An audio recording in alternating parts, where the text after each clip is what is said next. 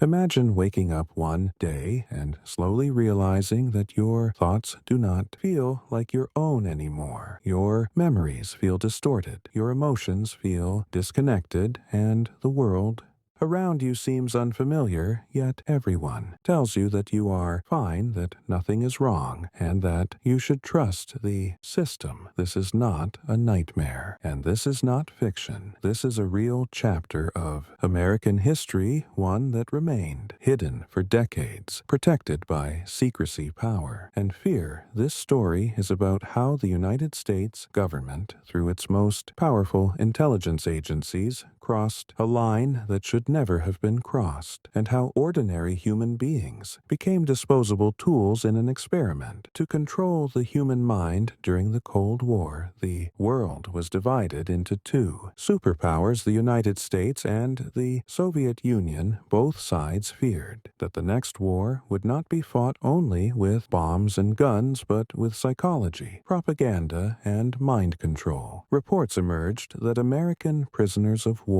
returning from Korea behaved strangely. Some criticized their own country, some appeared emotionally empty, confused, or mentally broken. Intelligence officials believed the Soviets had mastered brainwashing techniques and that the United States was falling behind. Fear became urgency, and urgency became justification. In 1973, CIA Director Alan Dulles approved a classified program whose goal was as simple as it was terrifying. Could the human mind be broken down, erased, and rebuilt? This program was named Project MK Ultra. The word MK was derived from the German term Mind Controller, reflecting early psychological theories, and Ultra represented the highest level of secrecy within the intelligence community. MK Ultra was not a single experiment. It was a massive network of more than 150 sub-projects spread across universities, hospitals, prisons, military bases, and private research facilities. Many of the institutions involved did not even know they were working for the CIA. Funding was laundered through front organizations, and grants and scientists were encouraged to push ethical boundaries without asking questions. The primary focus of MK Ultra was chemical mind control, especially the use of LSD, which at the time was poorly understood but believed to have the power to dissolve the human ego. The CIA believed that if they could shatter a person's sense of self, they could extract secrets, implant false memories, or create obedience. What made MKUltra especially disturbing was that many subjects were never informed that they were part of an experiment. Ordinary citizens, students, patients, prisoners, and even soldiers were unknowingly drugged. People had LSD slipped into their drinks at bars. Patients were given hallucinogens under the guise of medical treatment. Mental health patients were subjected to extreme psychological stress and isolation without consent. One of the most notorious operations under MK Ultra was called Operation Midnight Climax. Secret apartments were established in major cities like San Francisco and New York. Prostitutes were hired and instructed to lure men into these rooms. Once inside, the victims were secretly given LSD, while CIA agents observed from behind one-way mirrors, recording their behavior, conversations, sexual responses, paranoia, and breakdowns. These men never knew they were part of a government experiment. Many later suffered long-term psychological damage, nightmares, depression, anxiety, and loss of identity, but had no explanation for what had happened to them. The experiments did not stop at drugs. Subjects were exposed to prolonged sleep deprivation. Sometimes for days or weeks they were placed in isolation. Chambers blasted with loud noises, bright lights, or complete darkness. Hypnosis was used in combination with chemicals. Electric shocks were administered to see if memories could be erased, and replaced CIA documents later revealed discussions about creating programmed assassins, individuals who could carry out missions without conscious awareness, then forget everything afterward. One of the most tragic and well-documented cases was that of Frank Olson, a civilian army scientist working on biological warfare who unknowingly became a victim of MKUltra. During a CIA retreat in 1953, Olson was secretly given LSD without his consent. Shortly afterward, he began experiencing severe psychological distress, paranoia, fear, and emotional collapse. He told colleagues and his wife that something was terribly wrong, that his mind was being manipulated, that he no longer felt like himself. 13 days later, Frank Olson fell to his death from the 10th floor of a New York hotel. The CIA quickly ruled it a suicide and informed his family that he had suffered a nervous breakdown decades later. Following renewed investigation, his body was exhumed, and forensic evidence suggested injuries that occurred before the fall, raising the horrifying possibility that he was murdered. To keep him silent, the case became a symbol of how far MKUltra had gone and how easily a human life could be erased in the name of secrecy for years. MKUltra remained hidden from the public, but in the early 1970s, the political climate in the United States began to change. The Watergate scandal exposed deep corruption within the government, and public trust collapsed under pressure. Congress launched investigations into intelligence abuses, including the Church Committee and the Rockefeller Commission. During these investigations, the FBI and Senate uncovered fragments of MKUltra, but much of the evidence was already gone. CIA Director Richard Helms had ordered the destruction of most MKUltra files in 1973. Knowing investigations were coming, what survived were only partial records, enough to confirm the experiments but not enough to fully expose their scope. When the truth reached the public, Americans were stunned. The idea that their own government had secretly experimented on its citizens without consent shattered trust. Victims came forward describing mental breakdowns, lost years, emotional trauma, and ruined lives. Lawsuits followed, but justice was limited. The government settled some cases quietly without admitting full responsibility, and many victims never received acknowledgement or compensation. The CIA admitted MKUltra existed, but defended it as a product of its time, necessary for national security. The official explanation did little to ease public fear, because the core question remained: if this could happen once, could it happen again? MKUltra was officially terminated in the early 1970s, but the legacy of the program still haunts intelligence ethics today. It exposed how easily fear can justify abuse, how science can be weaponized, and how secrecy can erode morality. It also raised deeper questions about free will, identity, and control. How much of who we are is truly ours, and how fragile the human mind really is. Modern technology has advanced far beyond what MKUltra scientists could imagine. Data surveillance, psychological profiling, artificial intelligence, behavioral manipulation through media and algorithms now shape thought patterns on a massive scale. While governments insist that safeguards exist, history has shown that power often operates in the shadows. The story of MKUltra is not just a historical scandal, it is a warning about the cost of unchecked authority and blind trust, because the most dangerous weapon ever created is not nuclear, it is psychological. When the mind can be controlled,